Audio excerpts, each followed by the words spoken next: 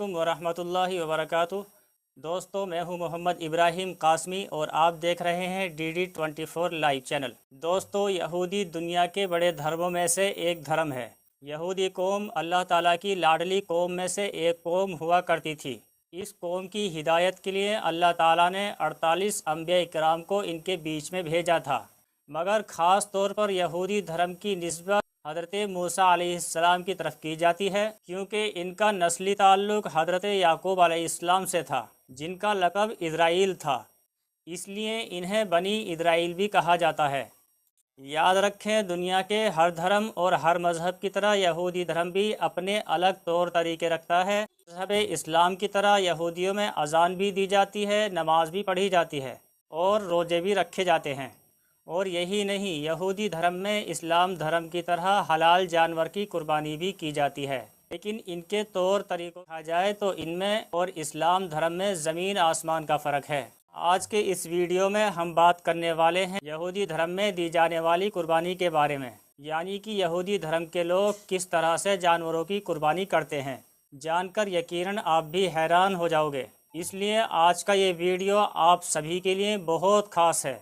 आप इसको आखिर तक ज़रूर देखें। और सबसे पहले, अगर आप इस्लाम धर्म को दुनिया का सबसे बड़ा और सबसे अच्छा धर्म मानते हो तो इस वीडियो को दिल से एक लाइक ज़रूर कर दें और मेहरबानी करके इसे शेयर भी कर दें, ताकि और भी लोगों के पास ये वीडियो पहुंच जाए।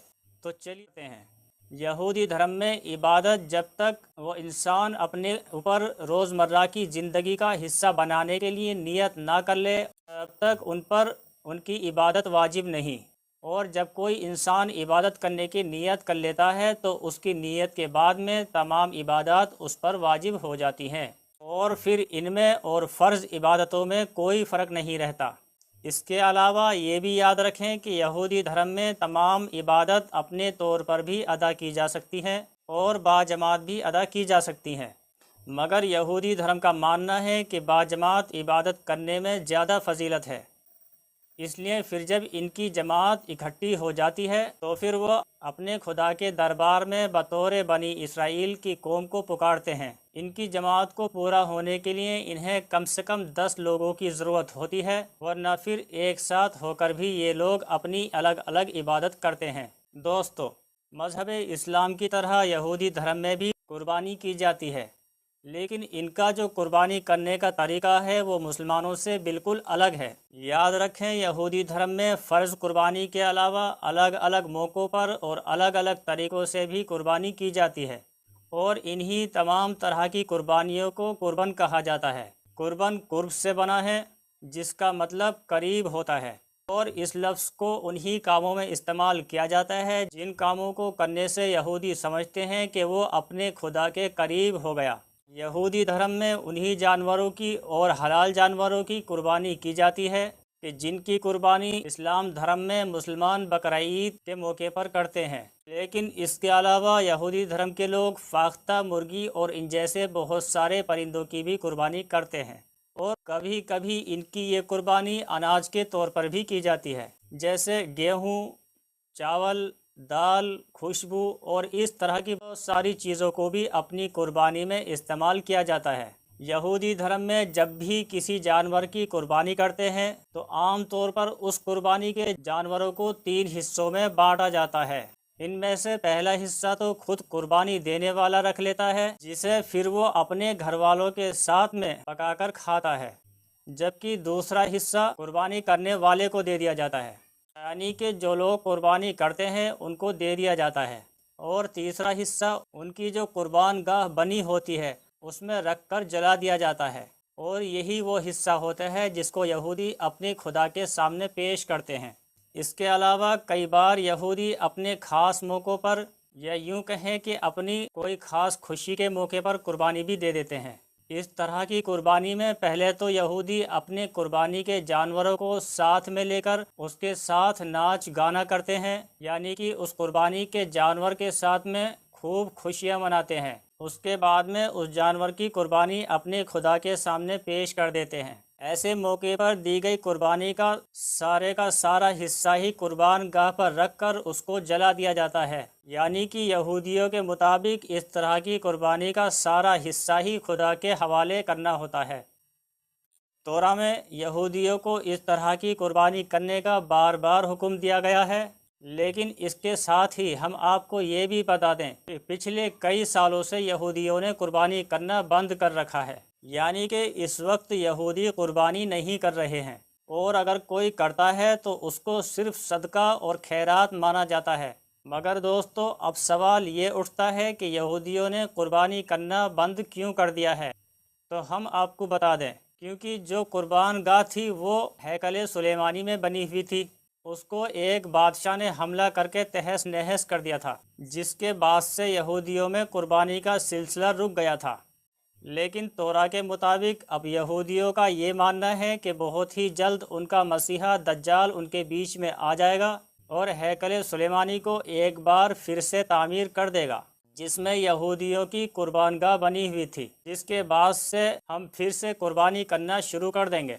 यानी कि उनमें कुर्बानी की पुरानी रस्म फिर से शुरू हो जाएगी, क्योंकि यहूदियों के मुताबिक उनकी कुर्बानी सिर्फ हैकल सुलेमानी में ही पूरी हो सकती है।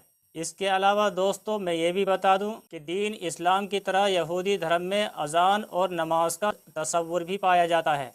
यहूदी धर्म के लोग दिन में 3 बार अजान देते हैं और नमाज अदा करते हैं, और हफ्ते के दिन यानी कि शनिवार के दिन ये लोग एक ख़ास नमाज भी अदा करते हैं, जिस तरह से मुसलमान जुम्मे के दिन ख़ास नमाज पढ़ते हैं। इसके अलावा इनकी एक और 5वीं ख़ास नमाज भी है, जिसे नाइला कहा जाता है, जो साल में सिर्फ एक बार ही अदा की जाती है। दीन इस्लाम की तरह यहूदी धर्म में भी नमाज तन्हा और जमात के साथ में अदा की जा सकती है। जिस तरह से इस्लाम में बाजमात नमाज की फजीलत ज़्यादा है, वैसे यहूदी धर्म में भी बाजमात नमाज को ज़्यादा अफजल माना जाता है।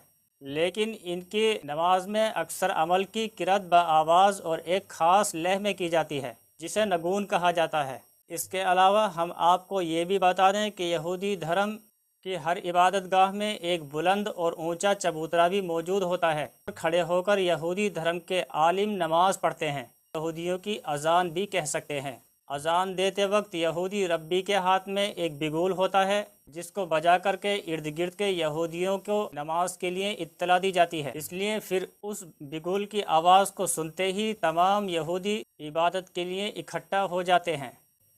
याद रखें कि दीन इस्लाम में जब नमाजियों को इकट्ठा करने के लिए अल्लाह के प्यारे नबी सल्लल्लाहु अलैहि वसल्लम ने लोगों से राय ली थी, तो उस वक्त कुछ लोगों की तरफ से इन्हीं यहूदियों वाले तरीके का मशवरा दिया गया था। लेकिन अल्लाह के प्यारे नबी ने इस तरीके को अपनाने के लिए साफ साफ मना फरमा दिया था। यानी कि आपने यहूदियों के इस तरीके को नापसंद फरमा दिया था।